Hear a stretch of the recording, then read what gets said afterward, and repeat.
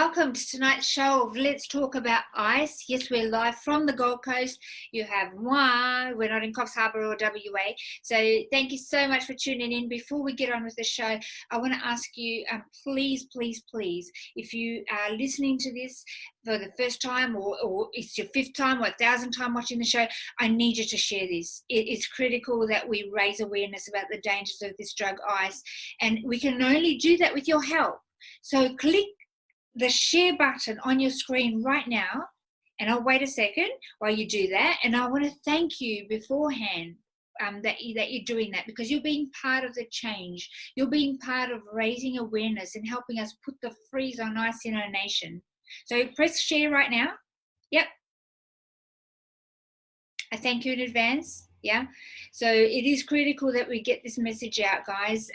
If we're going to put a blanket over it, more lives are going to be destroyed. We really need to share, and just really highlight the truth about ice. So without any further ado, I want to introduce our guest on the show. We are absolutely blessed to have her with us today. She has an incredible story and a journey that, I'm not keen to hear about, but it needs to be spoken about. And my heart goes out to this lady, and she's been so brave to be able to come on the show tonight and share with you about Rory's story. And we do this, guys, so that you can understand that this drug is not a joke. This drug is killing, stealing, and destroying lives out there. And not even once is our message. So please get that. It's not worth it. And if you're entrapped in this world of ice world, we want to help you out. We want to walk with you. We want to extend our hand and say, hey, you don't need to be there. Somebody might have shared this video with you. You might have got wind of it. Now's the time to act, okay? Private message us. We are here to support you. We're here to walk with you, yeah? People that have been there. And so I urge you, have a listen to this story. And guys, please reach out for help. The number to call is 1-800-NO-TO-ICE. Ree will put that on the bottom of the screen. 1-800-NO-TO-ICE. You can reach out for help anytime, okay? We're always online. So please write that number down. Without further ado, I'd just like to welcome you, Debbie. Thank you so much for being on the show and wanting to share, because it's such a it's a topic that is very sensitive and it's really raw, and it's going to touch a lot of lives tonight. So thank you. Thank you. Thank you. I'm happy to tell my story, Andrea. Thank you. So, Debbie, tell me about your family unit, and let's go back before we introduce Rory into the picture, and we do want to talk about your son. Let's go back and tell me what your family was like. I was an alcoholic. You mean my family itself, or my children and me? Wherever you want to start. Yeah, well, I'll start with me, because I think that's where it all started, and I was an alcoholic who was trying to get sober. Yep. So I'd spend a lot of time trying to get over my alcoholism, but in the process, I was bringing up my children. Mm-hmm. So there were a lot of times that I wasn't well, and my children suffered for that, So Rory had a predisposition, with what he had learned through me and my absence in his life. And so my life wasn't ideal, and I was a young woman when I had children. So I learned as I went on, and I struggled with it too, I struggled with my addiction. And then when Rory was born, when I had 4 children, and then when every child was born, I wanted to be sober and clean for my children, but even the love of my children, I couldn't do that. Yeah. But my son worked in the shearing sheds when he was very young. He was only 12. And he was a man way before he was meant to be, and he was introduced to speed in the shearing sheds because it helped him work hard, earn a lot of money, you know, and he was young. But because he did have a history with substance abuse, he was in that circle.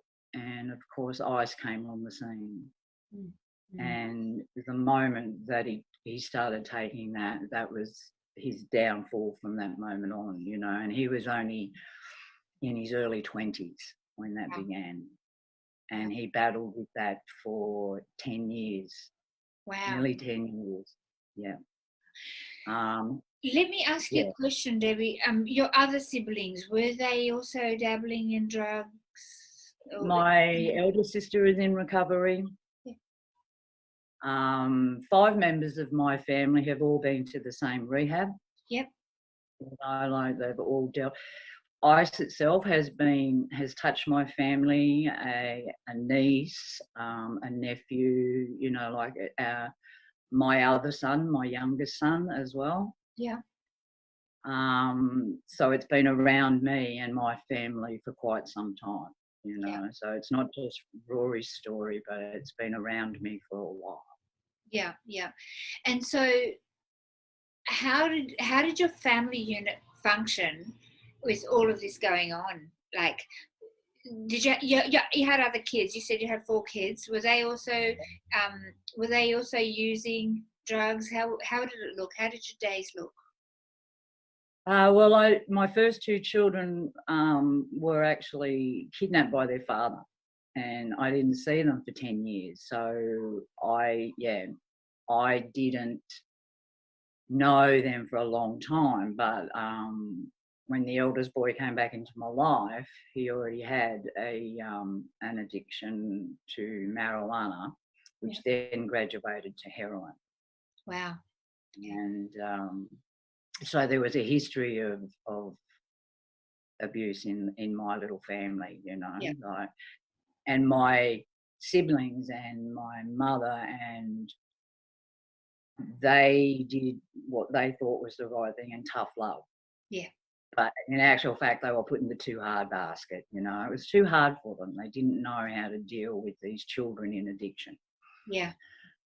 Especially the ICE, because it was no way that Rory could hide that that's what he was doing. Yeah. So they ran away from me. They ran away from me, you know, and they ran away from Rory. And I understand why, because if you don't understand it, it can be very scary. Yeah. You know, his behaviour was irrational. He could look aggressive when he wasn't even being aggressive, you know, like it was just, so it was basically me and my boys, you know, and then 9 years ago, as I said, I found recovery myself. And I'd actually been in recovery with Rory.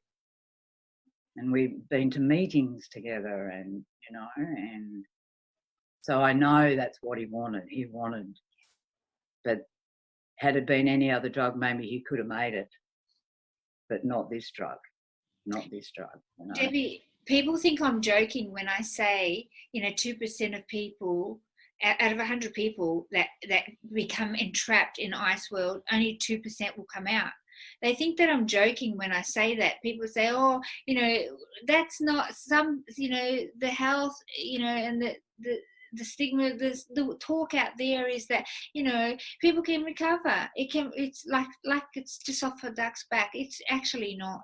And it's only 2%. And it's very, and I often share, you know, it was touch and go for me. You know, I was suicidal. I was like pushing up, you know, uphill. It's extremely difficult. It's one of the hardest things I've ever had to do. But, you know. Oh, sorry. Oh, look. Lost Debbie's picture. Hang on, there we go. Sorry, darling. That's all right. But it is a small percentage of people that get to come out of that world, you know? Oh, it is. He tried. He had a son that he followed all around Australia. Every time his ex-partner moved with his child, even in his madness, he would follow that child. Yeah. and he would try to get clean, and he would try to do that, you know. Yeah. But that drug is harder than anything. You know, as I said, I'm 60-year-old and I've been around, and, you know, I've never seen anything due to the damage that this thing can do in such a short time, you know. Yeah, like yeah, absolutely. You know, like I saw him go from this intelligent, loving, caring man to this paranoid. Yeah. He would follow me around the house and he would talk to me about the Illuminati, you know, and it'd be that paranoid and yeah, just that. Yeah, it was really hard to watch and it was really hard to be around, but I just thought, what else do I do? Yeah, yeah. What do you do? I mean, you had now stepped into recovery yourself, and knew how to step into that from a perspective of alcohol and other drugs, but from ice, it's a totally different angle. Hey, ice is explained, well, methamphetamine is explained as, you know, like no other drug. In the National Task Force report, it says, you know, methamphetamine is like no other drug because of what it does to the frontal lobe. It hijacks your brain, and the person entrapped in that world is not able to think logic, rational decisions, and be able to take control of their own behavior. I think we've lost Debbie.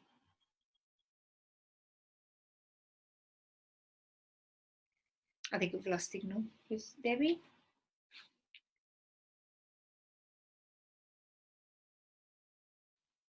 Guys, I think we've lost signal with Debbie. We're going to try and reconnect. So just give me 1 second. V's trying to fix that. Did we lose it? Yeah. It's still recording, so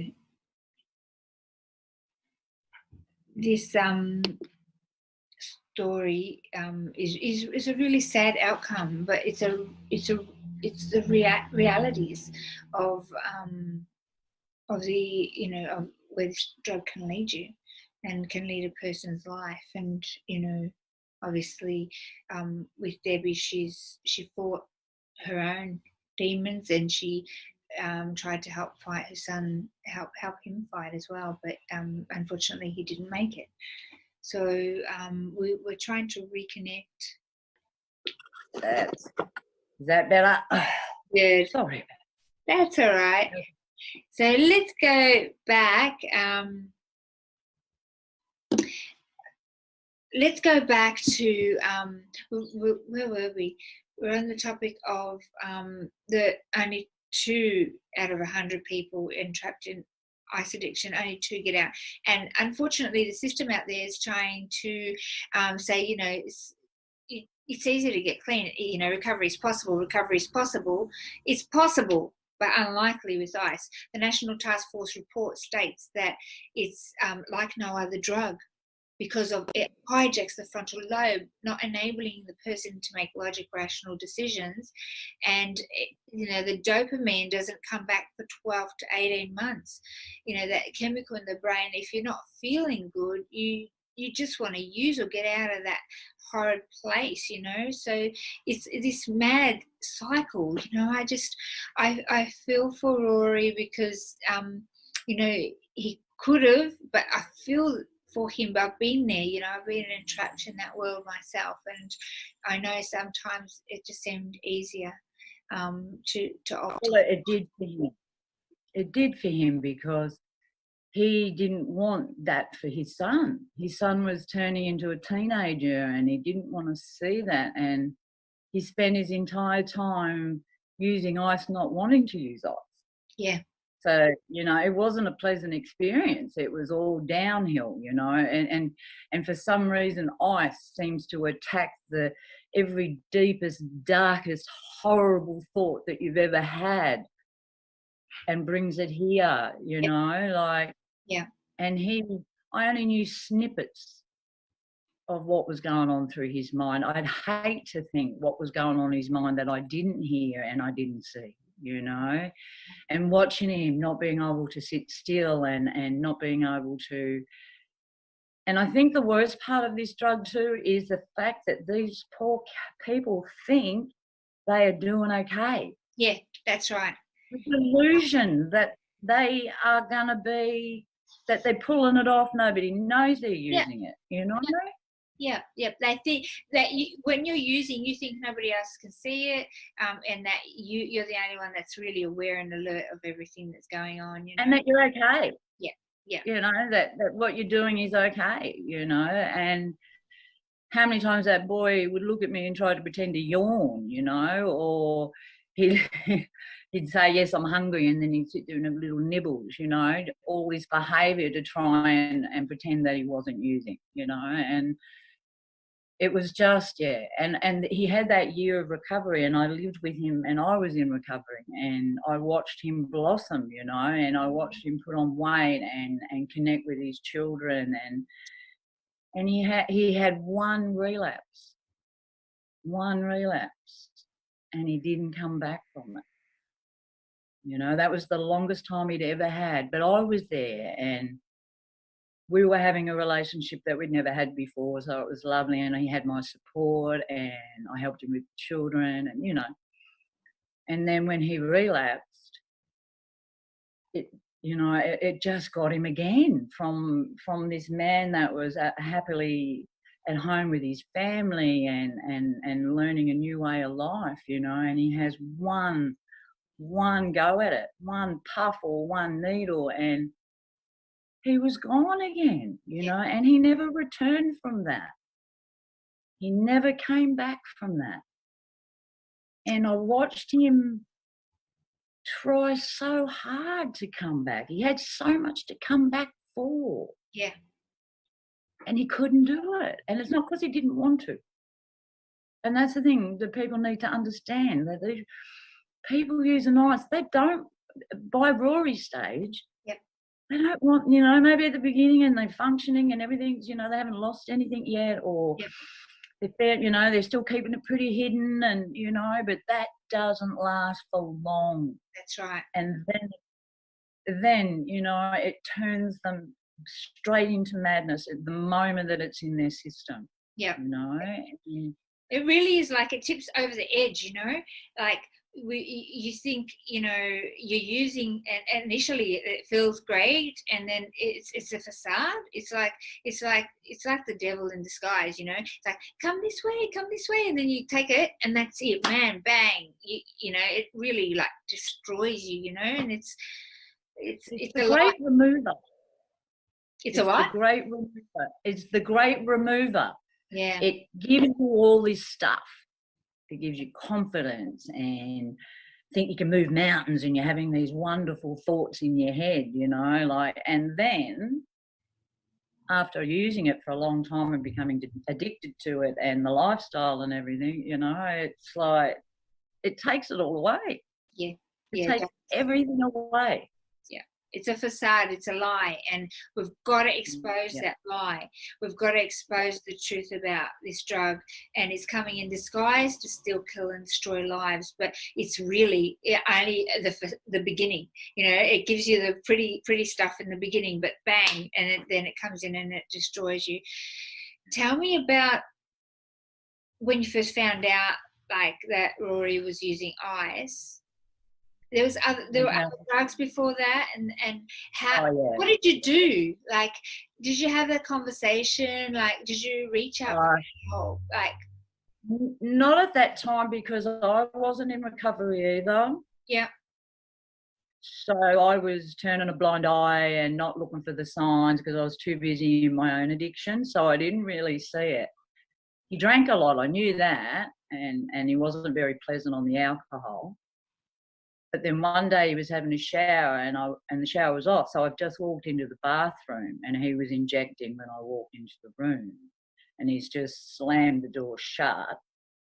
But in my mind it was speed again, because I didn't know much about ice in the time, you know, and I'd used that in my past and knew that it's not good, no drug's good, but he would have been able to get off that and, you know, learn. So I didn't like it, and because I was in my own recovery and in my own addiction, I was in my own head and took no notice. But he came, I knew it was happening, you know, like he would go away and then he'd come home and thinking that he was going to get it together again, and he'd go off and he'd never use it in front of me. Yeah. Or in my home. I mean, he left paraphernalia around all the time, but he would go away and he would come home when he had no more money, and he'd been awake for a week, and he hadn't eaten, and he was as scattered as, and he would sleep for 3 or 4 days, and he would just eat. And, one day he had a seizure in my kitchen when he was coming down, and I was in early recovery. And it was really hard for me to watch him go through that. Yeah. But I didn't know how to deal with it. As a mother, what do you do when you can see your child doing something like that, And he wouldn't talk to me about it because of my own recovery. It was taboo for me to talk to him about recovery, He'd been there, he'd done that, leave me alone, Yeah. There was no way we could have a proper conversation because he was either on it or he was asleep. Yeah. And just that cycle, So there's no way. And I screamed at him one day and that just didn't work either, So it's like you can't talk to them. You can't have rational conversations with them, And so I went from being in denial to enabling in the fact that I would feed him and give him somewhere to sleep, and and if he was stranded somewhere, I'd give him money, and that sort of thing. And part of me knew that probably wasn't the right thing to do either, but as there is nothing as a mother that I could do. Yeah. Yeah. I mean, that's your kid. You don't want to see them hurting. You don't want to see them going without food or, and it's a natural instinct for a mother to want to fix the problem, the impact of that, of what was going on. And the initial impact was that he was hungry. It was that he had nowhere to sleep, or he had, to pay a bill or whatever. Yeah. Yeah, he'd ring me up and he'd be coming down and he would be suicidal and, stuck somewhere with no money, and I'd have to race around and borrow money and try to get it to him. And my other family members were all like, don't do it. He's a big boy, let him do what he's got to do, and, like tough love, push him away. I couldn't do that. Yeah. I couldn't do that because I knew inside there my son was in there. Yeah, that's right. Exactly. He wasn't an evil person. He was a good man that was destroyed by this terrible, terrible drug. Yeah. So I decided in my wisdom to just love him. Yeah. To just love him, And now that he's taken his own life, I am so glad I didn't do tough love and push him away, and, I was able to still have a relationship with that man in his addiction. Yeah. Because I just knew what was going on for him. Yeah. And I just had to remember my son the way he used to be and deal with it. And but I must admit, I always thought he would get through this. I really did. Yeah. Because as a mother with 2 children on ice, going to bed at night can sometimes be very scary. Yeah. Not knowing whether I would get that call. Yeah. In the last 12 months of Rory's life, I used to put the phone on silent because I didn't want to be woken up to the call. I mean, it rationally didn't make sense because you'd still get it in the morning, but I didn't want that sensation of being woken up with that. But that's what happened. That's what happened. So, thinking of Rory passing away wasn't something it was something that crossed my mind, because you just knew that, he could put himself in dangerous situations. Anything could have happened, And Yeah, sorry, I just lost my train of thought for a moment, but That's okay. Um, I can't understand what. I have two daughters of my own, and they have never been in addiction like I have. But as you know, I can understand where Rory was, and we talk to a lot of families, a lot of mums and dads ring up, and I don't know what to do. I don't know what to do. I've tried talking to him about recovery, or I've tried loving him, and I've tried the hard love thing. I don't know what to do. So you can't. There's nothing that you can do. The person, it's a battle within that they need to get over, on top of, and partially it's physical. We're a three-part being. We're spirit, soul, and body. And if we don't look at the holistic approach to recovery and engage in programs and stuff that are going to address all areas, we're going to have a weak link, okay? Because if we think that we can just heal the body and abstain from using drugs, that's not enough.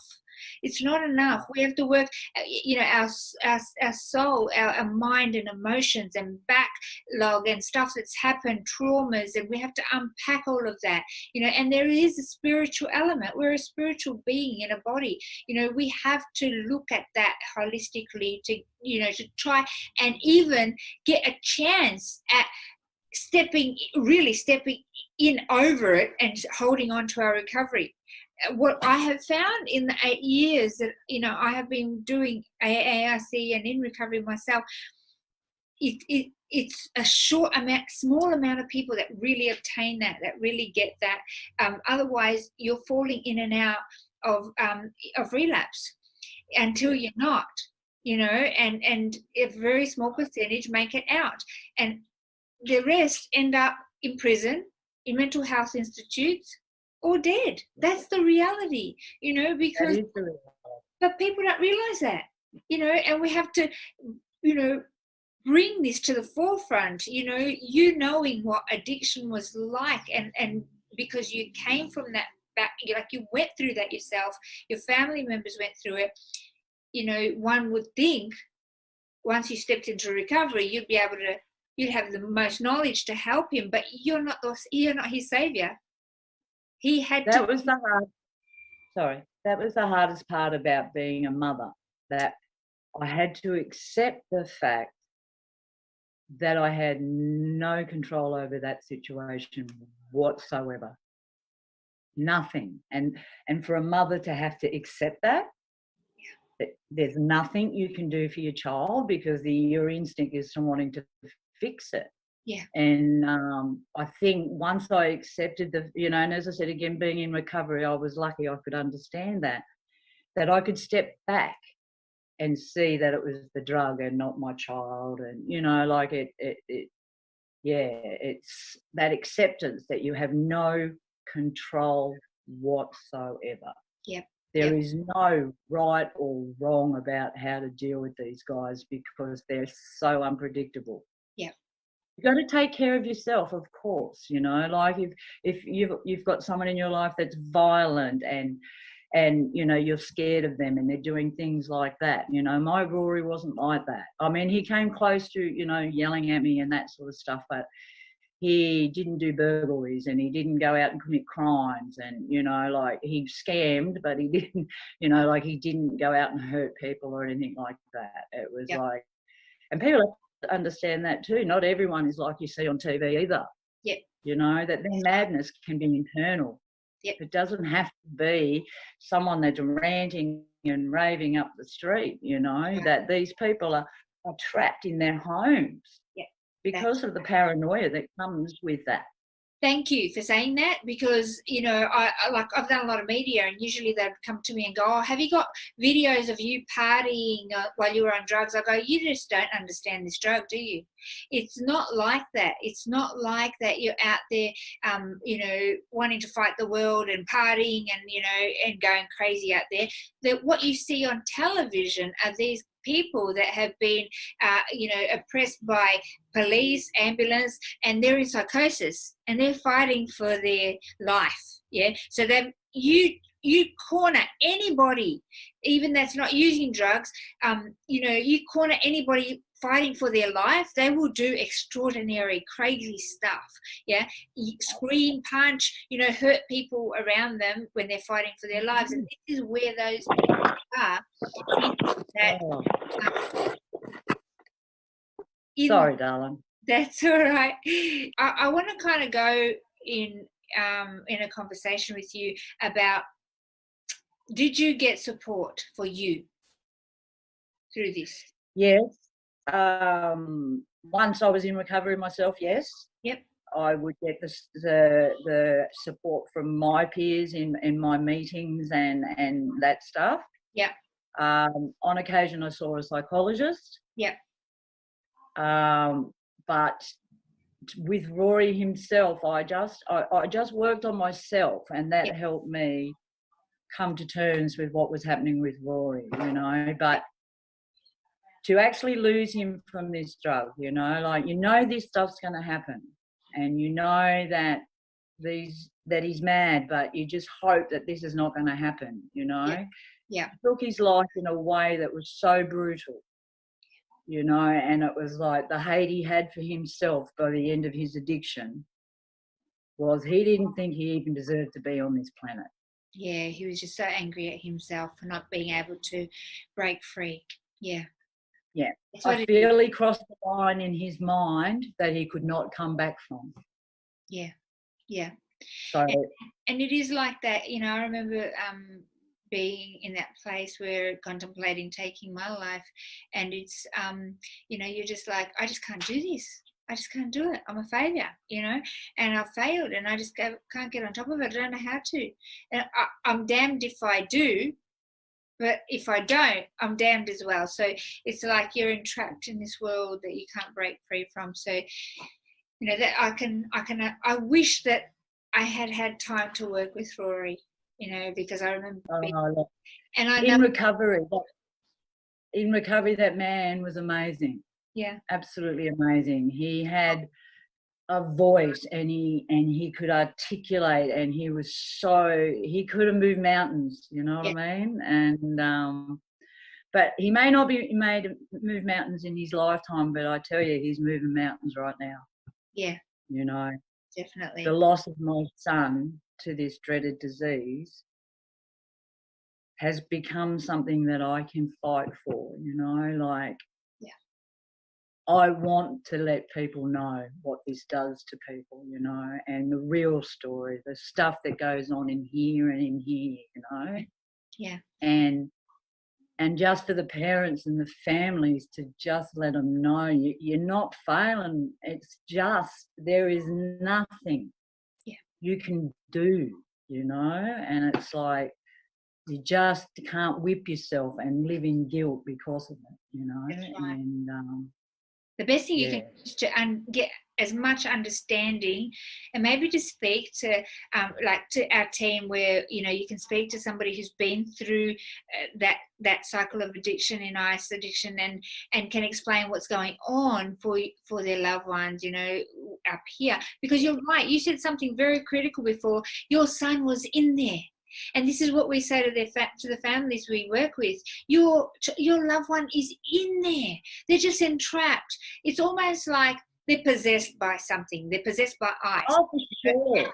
For sure. Taking control over them, but they're in there. So how do we help free them? Okay, one is making yourself strong. You did that. You made yourself look up boundaries and make yourself strong. What else would you advise families out there? Knowledge is power. Knowledge is power. It's like you need to know everything about it. You need to know about your children, because behind every behaviour there's something. Yeah. And look past behaviour. We can't change the outcome of people's choices, right? No. So, we're not responsible for that. And we say that in our education workshops, right? We're not responsible for the outcome, but we can speak up. right? And what we encourage to do is to give the parents as much information as they can so that they can understand the cycle of addiction and where contemplation stage happens. And that's the time that we want to have that conversation about what their life could be like, and engage one of our buddies, because we come in and we go, I've walked where you're walking, Rory, come on mate, this is what I did that worked, and this is what and you can do this too. And we give them hope and encouragement. So like you said, Rory may not be here, but his life, he's what happened in his life is impacting and going to continue to impact other people's lives to create change. And one today, I'm gonna do a call to action out there. You don't want to end up in the same place that Rory is. What happened? He could be here with us and doing life with us and helping impact lives and change people's direction, and helping support people in recovery and having a loving family, beside him. But he's not. Don't be that statistic. Don't fall into that entrapment. That was the hardest part too. My son is one of the statistics. He's one of the statistics, and I knew that there was a possibility. I knew that, he may never, even if he stayed alive, he may never be the same man that I knew. Yeah. It was affecting his brain in such a way. And he was a heavy user, he used until he had nothing left in him. So it was like full on, and so that madness just, it was so sad to watch. But we had moments. I believe you're writing a book about it now. Yeah, well, I'm hoping to. That's, I'd like to sit down and write my own journey. Yeah. But I'd like to finish it off with Rory's journey too, because it's so important that people understand that there's nothing wrong with these people. They're sad, sick people, but sick isn't even not the right word. It's that drug.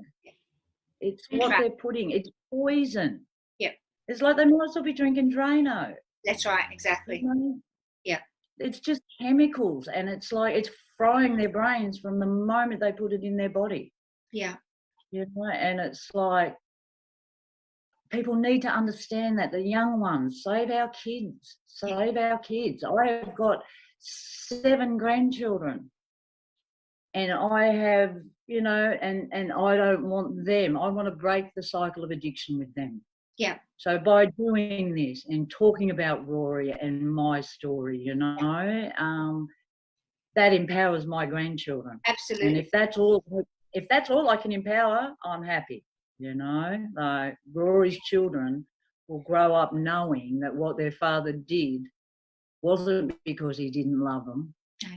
It was because of that terrible, terrible drug. Yeah, yeah.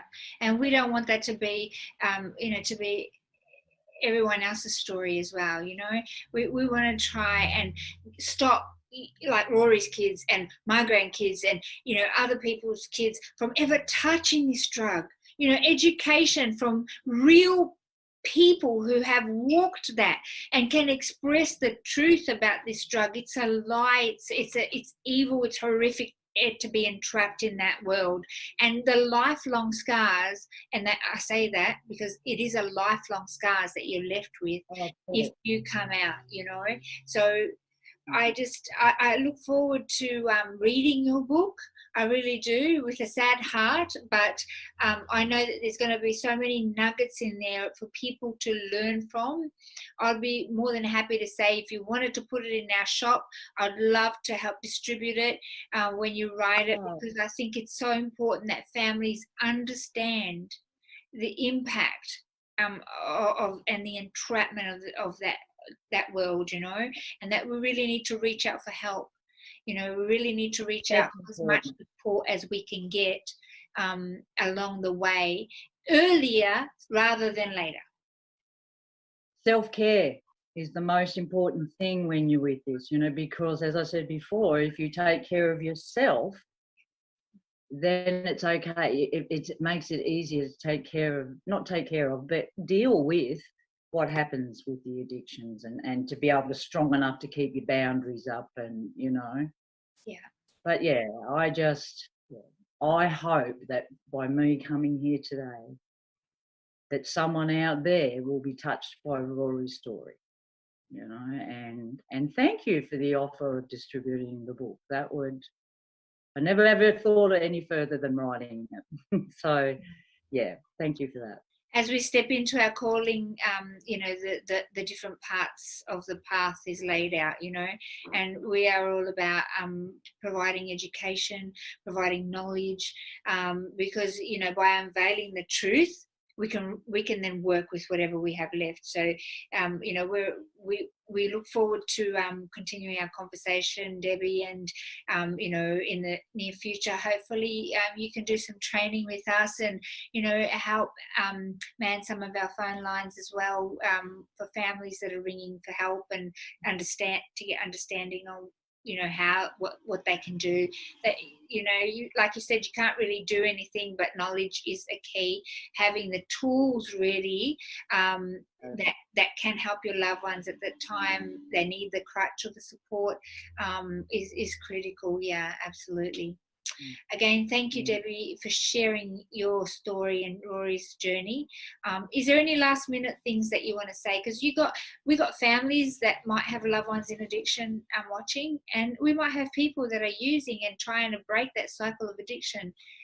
And we're going to schools too, so school kids might tap in and watch, because we encourage them to listen to the show. So there are, our category who might be watching the show. Is there anything final that you want to share? Oh, not even once, like you say, like it's just like, I don't know, there's so many things that go through my head. It's just mainly understanding and compassion and support, and yeah, as you said, knowledge and understanding the cycle of addiction, understanding why they do the things that they do, because as a parent and as a family member, you feel the guilt, like, why can't I fix this? Yeah. Why can't I, or take the guilt, if I'd have done this, if I'd have done that, and I think that the main thing for families have got to do is stop whipping yourself. Yep. Stop whipping yourself, take care of yourself. And you can't plan, you just got to take it day by day, because things change for people in using ice very quickly. Yeah. So that was my little beep beep. Thank you. My advice out there to people that reach out for help. Please don't do this alone. You are not alone in this journey. There's lots of people going through this. There's no shame in it. It's not your fault, families. Everybody is responsible for their own actions. I have to take responsibility for my addiction and my actions or lack of action at that time. And we all are responsible for our own action. What we can do is speak up and speak truth and be there to love on that person, remind them who they really are, and encourage them in reaching out for help. So Debbie, one more thing. Can I just say one more thing? Sorry. More programs that are focused on ice. Like, you've got detoxes and rehabs that deal with marijuana and alcohol. It's a whole different ball game. They need a whole separate program, So that's something that needs to happen as well. Yeah. Absolutely. All right. Thank you very much. It was lovely to meet you. Our last vision, our main vision later on, is to open a ice-specific rehab, specifically targeted, prevention, education, but down the track, when we become funded, is to open an ice-specific rehab. That's our heart. Because you need to understand it's different to any other drug. So Debbie, thank you so much for joining us. God bless you. Please look after yourself and please keep in touch. We look forward to seeing that book. I'll talk to you probably Thursday night. I'll jump on when you're live. Awesome. All right then. Take care, guys. God bless. Bye.